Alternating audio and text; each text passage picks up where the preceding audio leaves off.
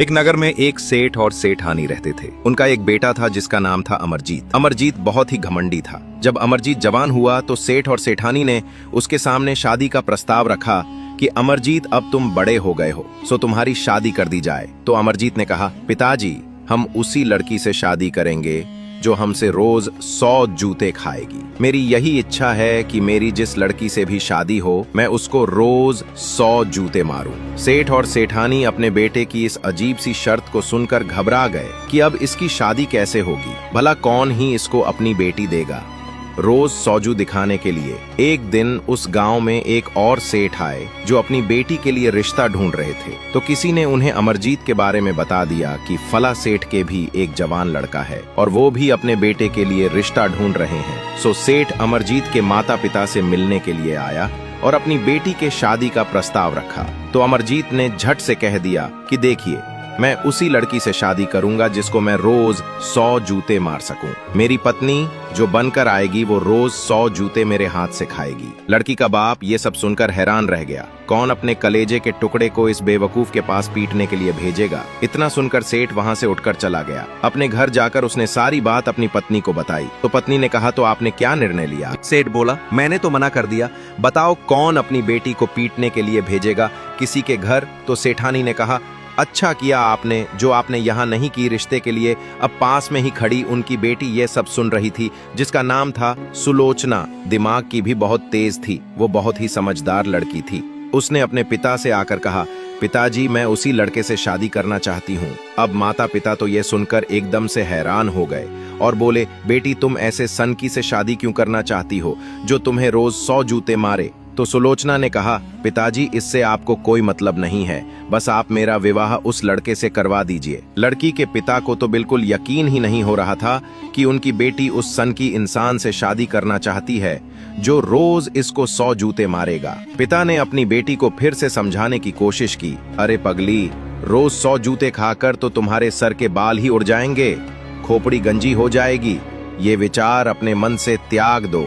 तुम्हारे लिए लड़कों की कोई कमी नहीं है, एक से बढ़कर एक रिश्ता तुम्हारे लिए आ जाएगा। पर लड़की ना मानी। लड़की बार बार यही कहे, पिताजी आपको हमारी कसम है, हमारी शादी तो उसी लड़के से करवा दो। उसके माता पिता ने उसे बहुत समझाया पर वो ना मानी।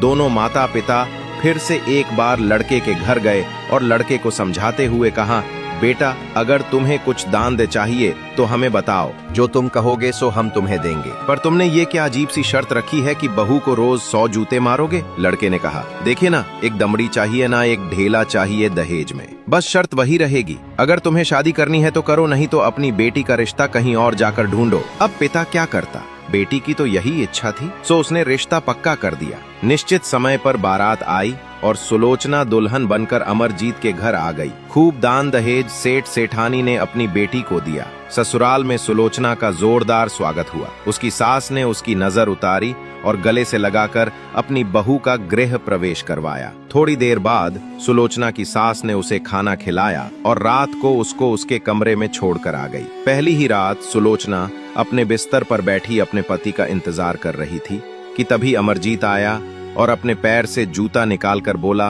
अपना सर आगे करो, मुझे 100 जूते मारने हैं। अब सुलोचना ने कहा, देखिए 100 जूते तो आप मार लीजिए, मुझे कोई आपत्ति नहीं है। सब कुछ पता होने के बाद ही मैंने तुमसे शादी की है, सो मैं 100 जूतों से नहीं डरती। पर आप मुझे एक बात बताइए, मेरे माँ बाप ने मुझे जन्म दिया, पाल पस कर बड़ा किया और इतना दानज देकर मेरी शादी की।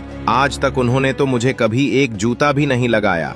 तुम किस अधिकार से मुझे 100 जूते लगाओगे। आपकी कमाई का मैंने अभी तक एक गिलास पानी भी नहीं पिया है। जो खाना दिया वह आपकी माँ की कमाई का था, आपके पिता की कमाई का था। आपकी कमाई का तो मैंने कुछ भी ना अभी तक इस्तेमाल किया है और ना ही कुछ खाया है। तो आप किस अधिकार से मुझ पर 100 जूते लगाओगे। पहले मुझे अपनी कमाई का कुछ खिलाओ तो सही, कुछ दो तो सही, तभी तो तुम हकदार होते हो 100 जूते लगाने के। लड़का बिल्कुल चुप हो गया।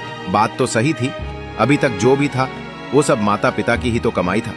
उसने तो अभी तक कुछ भी नहीं किया था। अमरजीत को तो जैसे यह बात सुनकर झटका सा लगा और वह उठकर अपने माता पिता के पास पहुंचा। उसने अपने माता पिता से सारी बात कह सुनाई तो उसके पिता ने भी उससे यही बात कही, बेटा बात तो बहू बिल्कुल सही कह रही है। देखो, हालांकि हमारे पास इतना पैसा है कि हमारी 7 पुश्तें बैठकर खा लेंगी, तुम्हें जिंदगी भर किसी काम की जरूरत ना पड़े। पर बेटा, बात तो यही है ना कि तुम्हारी कमाई का कुछ नहीं है। अमरजीत को यह बात चुभ गई।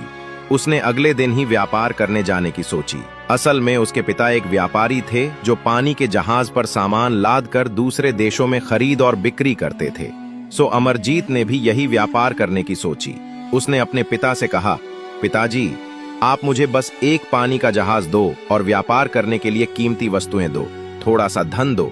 आप देखना, मैं बहुत जल्द बहुत सारा धन कमा कर लौटूंगा। इतना कहकर अमरजीत ने अपने पिता से व्यापार की सारी जानकारियां ली और व्यापार करने के लिए चल दिया। जाते समय उसने अपनी घरवाली यानी सुलोचना से कहा, तुम देखना, मैं बहुत जल्दी बहुत सारा धन कमा कर लौटूंगा। फिर उस धन से तुम्हें खिलाऊंगा, पिलाऊंगा और फिर पूरे अधिकार से जितना भी समय मुझे रास्ते में लगेगा, एक एक दिन के हिसाब से मैं तुम्हें जूते लगाऊंगा। ये बात सुनते ही सुलोचना ने कहा, ठीक है मेरे सरताज, जब आप लौट कर आओगे ना तो मेरा सर आपके सामने झुका हुआ पाएगा, जितना मर्जी हो जूते लगा लेना। अमरजीत सबसे विदा लेकर अपने जहाज में बैठकर व्यापार के लिए निकल गया। उसके चेहरे पर उसकी घमंड भरी मुस्कान साफ झलक रही थी। उसके माता पिता को भी बड़ा संतोष हो रहा था कि न जाने इस सफर के बाद हमारा बिगड़ बेटा थोड़ा सा सुधर जाए। इधर अमरजीत अपने पानी के जहाज में चला जा रहा था। 3-4 दिन का सफर उसने तय कर लिया था। सो एक बंदरगाह पर उसने रुकने की सोची। फिर क्या था, उसने लंगर डाल दिया। जहाज एक तरफ लगाकर जहाज से उतरा और उस नगरी का जायजा लेने के लिए थोड़ी दूर चला। उसने देखा कि सामने से एक आदमी हाथ में लाठी लिए लाठी के सहारे से चला आ रहा है। जब वो आदमी पास आया तो अमरजीत ने देखा कि उसकी एक आंख पर हरी पट्टी लगी हुई है, जिससे यह मालूम होता था कि इस आदमी की एक ही आंख है। उस एक आंख वाले आदमी ने अमरजीत के पास आते ही कहा, अच्छा, इस बार तुम आए हो, तुम्हारे पिताजी नहीं आए। तुम्हारे पिताजी तो बहुत तेज हैं। अमरजीत बड़ा परेशान कि उस आदमी से वह कभी मिला नहीं और वह उसे जानता है। अमरजीत ने उस एक आंख वाले आदमी से कहा, मुझे तुम्हारे बारे में कुछ नहीं पता, मुझे जरा खुलकर बताओ। तो वो एक आंख वाला आदमी बोला, जब पिछली बार तुम्हारे पिताजी यहाँ आए थे ना, तो मुझे कुछ रुपयों की जरूरत थी, सो मैंने अपनी एक आंख उनके पास गिरवी रख दी और उनसे रुपए ले लिए। मैंने उनसे RRS 500 लिए थे। अब मैंने RS 500 इकट्ठे कर लिए हैं।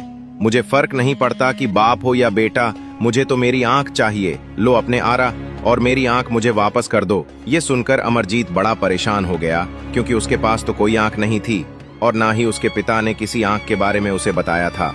सो उसने उस एक आंख वाले आदमी से कहा, भाई, इस समय तो मेरे पास कोई आंख नहीं है। नहीं, मुझे मेरे पिता ने तुम्हारी आंख के बारे में बताया। जब मैं अगली बार आऊंगा तो तुम्हारी आंख लेता चला आऊंगा। अभी तुम कुछ पैसे लेकर मामला रफा तफा कर दो। उस आदमी ने कहा, तो ठीक है, अभी तुम मुझे RS 800 दे दो। अगली बार जब आओ तो मेरी आंख लेते आना। अमरजीत से लेकर वो आदमी वहां से रफू चक्कर हो गया। अमरजीत ने सोचा, बला टली, RS 800 में ही पीछा छूट गया। सोचता हुआ अमरजीत नगरी की तरफ चला जा रहा था। नगर द्वार में जैसे ही उसने प्रवेश किया, सामने से बैसाखियों के सहारे चलता एक पैर वाला आदमी उसे अपनी तरफ आता हुआ दिखाई दिया। उस आदमी ने भी पास पहुंचकर अमरजीत से यही कहा, अच्छा, इस बार तुम्हारे पिताजी नहीं आए। तुम्हारे पिताजी तो बेटा बड़े तेज निकले। मेरी एक टांग गिरवी रखी हुई है उन्होंने और इस बार तुम्हें भेज दिया। खुद नहीं आए, पर क्या फर्क पड़ता है, बाप हो या बेटा, मुझे तो मेरी टांग चाहिए। अमरजीत फिर से अचरज से भर गया। मुझे साफ साफ बताओ, क्या बात है? मुझे तुम्हारी टांग के बारे में कुछ नहीं पता। नहीं, मुझे मेरे पिताजी ने बताया है। तो उस लंगड़े आदमी ने उससे कहा, बेटा, जब पिछली बार तुम्हारे पिताजी यहाँ आए थे ना, तो मुझे उस समय कुछ रुपयों की जरूरत थी। सो मैंने RS 800 में अपनी टांग तुम्हारे पिताजी के पास गिरवी रख दी थी। अब मेरे पास तुम अपने 5 हथरों ले लो और मुझे मेरी टांग लौटा दो। अमरजीत फिर से बड़ा परेशान, भला ऐसे भी कोई टांग गिरवी रख सकता है?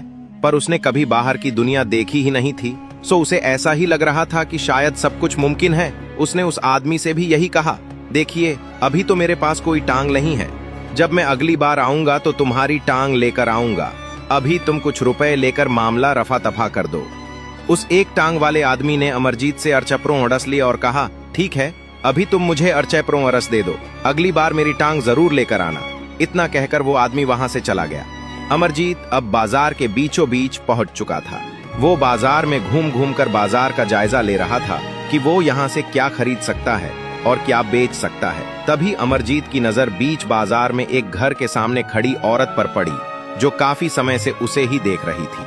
अमरजीत उसे देखकर जैसे बौखला सा गया। औरत इतनी सुंदर थी कि उसकी आंखों में जो देखे वो आंखों में ही डूब जाए। अमरजीत उसकी तरफ देखता रहा तो उस औरत ने हाथ के इशारे से उसे अपने पास बुलाया। अमरजीत उसके पास खींचा चला गया। जब वह उस औरत के पास पहुंचा तो उसने अमरजीत से पूछा, लगता है तुम यहाँ नए हो? अमरजीत ने हाँ में सर हिलाया तो उस औरत ने कहा, तो फिर तो तुम हमारे अतिथि हुए, और हमारे यहाँ पर यह परंपरा है कि जब भी कोई अतिथि आता है तो हम उसे सोने के गिलास में दूध पिलाकर उसका स्वागत करते हैं। उसने अमरजीत से बैठने का इशारा किया और घर के अंदर चली गई। थोड़ी देर बाद वो सुंदरी अंदर से वापस आई तो उसके हाथ में एक सोने की गिलास थी जो दूध से भरा हुआ था।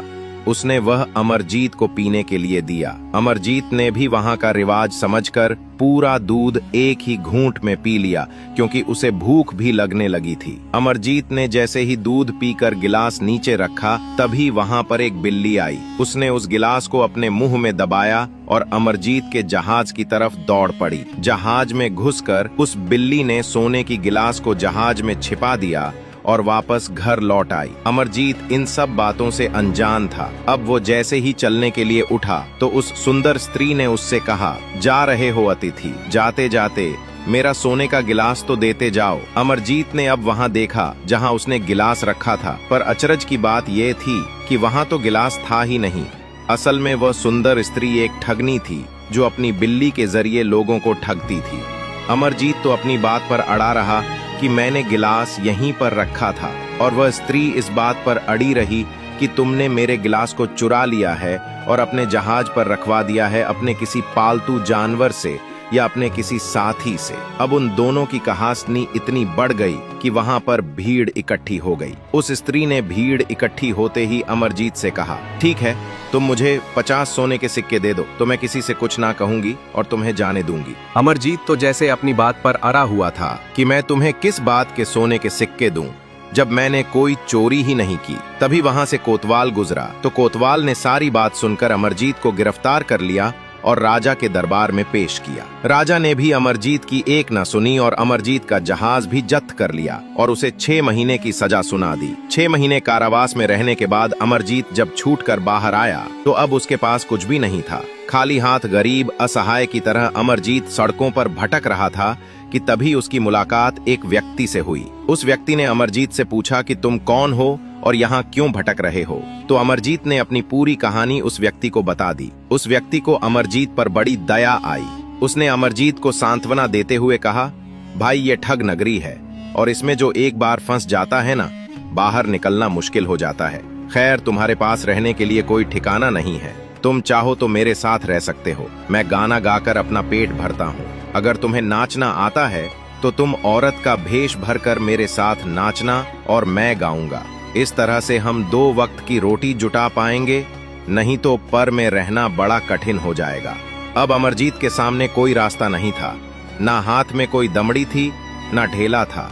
सो उसने उस व्यक्ति की बात मान ली और औरत का भेष भर के नाचना गाना शुरू कर दिया। 8 माह ऐसे ही गुजर गए। इधर सुलोचना अपने पति का इंतजार कर रही थी। 8 माह गुजर जाने के बाद भी जब उसका पति वापस नहीं आया तो उसने अपने सास और ससुर से कहा, पिताजी मेरे पति अभी तक वापस नहीं आए हैं, सो मैं उन्हें ढूंढने जाना चाहती हूँ। साहूकार ने कहा, बहू तुम इतने बड़े संसार में उसे कहाँ ढूंढोगी, मैं ही उसे ढूंढ कर लाता हूँ। तो सुलोचना बोली, नहीं पिताजी, तुम्हारी उम्र हो चली है, सो तुम घर पर ही रुको।